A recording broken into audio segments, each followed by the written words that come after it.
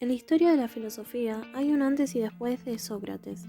Sus enseñanzas, sus ideas y también su vida marcaron para siempre el desarrollo de la cultura occidental. Pero, ¿quién fue este hombre? ¿Por qué no escribió ninguna obra en vida? Se habla mucho de Sócrates en la filosofía, en lo cual no quiere decir que no sea enigmático.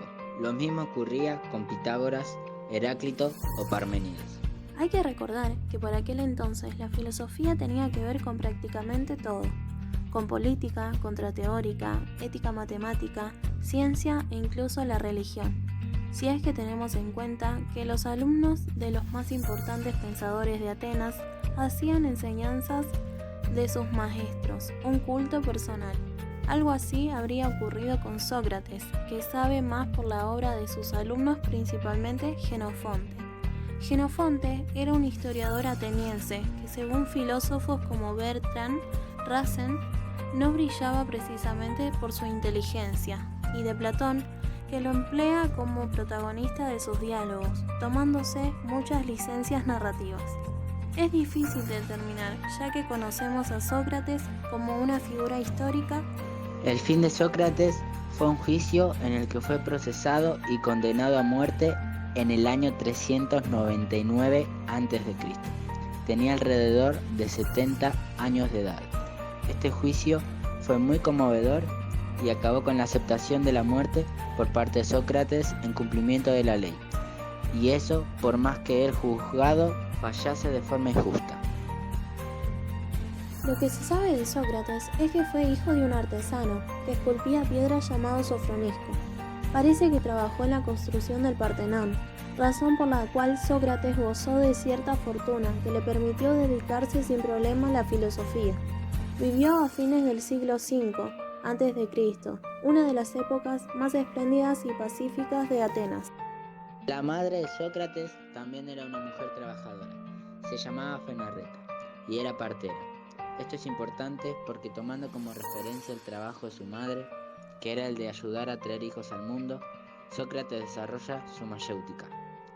Mayéutica, que significa en griego asistir a los partos, en relación al trabajo facilitador que cumple el profesor en la enseñanza, haciendo que sus alumnos partan los conocimientos a través de preguntas muy afiliadas. Desde pequeño, Sócrates recibió la educación tradicional ateniense, mientras ayudaba a su padre esculpiendo estatuas de piedra. Más tarde recibió enseñanzas del sofista Arquelao, quien lo introdujo en las reflexiones de la física y la moral. Se sabe muy poco de este señor Arquelao, pero se entiende que era uno de aquellos maestros que enseñaban a cambio de dinero. De todas maneras, Sócrates fue creciendo y adoptó el oficio de maestro, evitando siempre la política. Creía que la mejor forma de servir en la ciudad era a través de la filosofía.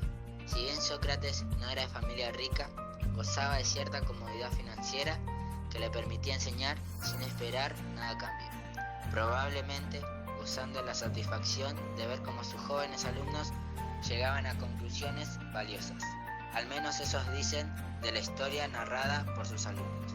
Para colmo, Sócrates no escribió ninguna obra en vida, conclusión que se llegó no porque no se hayan hallado los textos, sino porque no existe referencia a texto alguno, ya que esa filosofía era más bien transmitida de manera oral, a través de entrevistas, debates y diálogos, donde el filósofo, más que la figura del profesor, adoptaba la del tonto, preguntando cosas a menudo, parecían sin sentido, pero buscaba ciertas respuestas que lo ayudarían a conocimientos más elevados.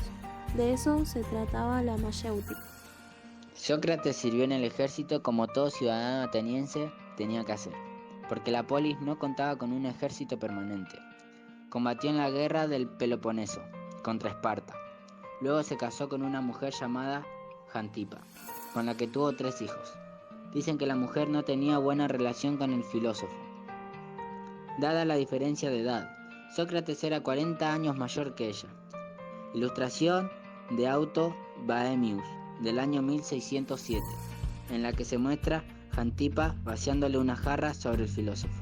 La sociedad ateniense, la mal llevada con la agudeza y el sarcasmo del filósofo.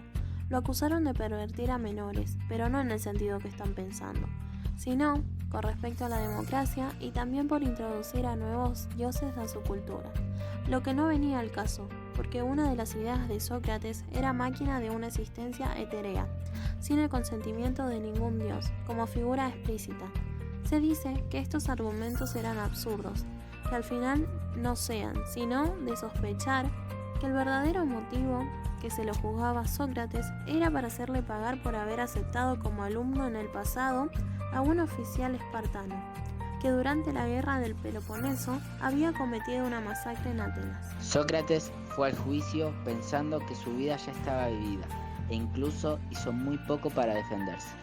Se limitó a dejar en claro sus puntos, a demostrar su respeto por la democracia griega y aceptar su condena, no sin antes hacer uso de su carácter safírico. Por ejemplo, pedía que en lugar de que le den de beber veneno, podía manejar la opción de limitarlo a un comedor público, cuya comida consideraba deplorable. Al final, Sócrates aceptó su muerte, y con ella no solo muestra respeto a la democracia griega, que estaba encarnada a su vez por actitudes revanchistas, sino que además de su concepción sobre la existencia y los dioses, terminó calando en el pensamiento de futuros filósofos y con el tiempo de la cultura helenística.